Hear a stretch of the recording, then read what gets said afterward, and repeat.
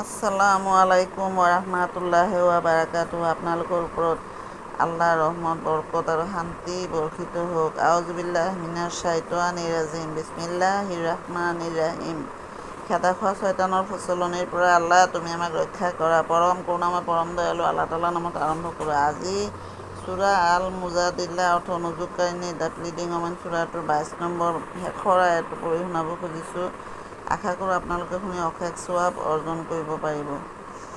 যিসকলে আল্লাহ আৰু তেওঁৰ ৰছুলৰ প্ৰতি ঈমান আনিছে, তেওঁলোকে আল্লাহ আৰু তেওঁৰ ৰছুলৰ বিৰুদ্ধাচৰণ কৰা মানুহক কেতিয়াও ভাল নাপায়। লাগে সিহঁত তেওঁলোকৰ পিতৃ, সন্তান নাইবা নিজ বংশ পৰিয়ালৰ মানুহেই নহওক কিয়। এওঁলোক সেইসকল মানুহ যিসকলৰ অন্তৰত আল্লাহে ঈমান বদ্ধমূল কৰি দিছে আৰু নিজৰ পৰাই অদৃশ্য শক্তি দান কৰি তেওঁলোকৰ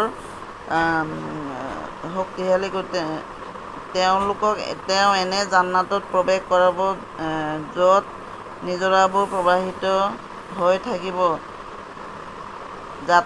তাতে তেওঁলোক চিৰকাল থাকিব। আল্লাহ তেওঁলোকৰ প্ৰতি সন্তুষ্ট আৰু তেওঁলোকো আল্লাহৰ প্ৰতি সন্তুষ্ট। তেওঁলোকে আল্লাহৰ পাৰ্টিৰ মানুহ। জানি থোৱা, আল্লাহৰ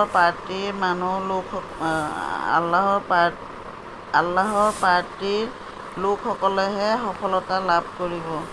সমাপ্ত।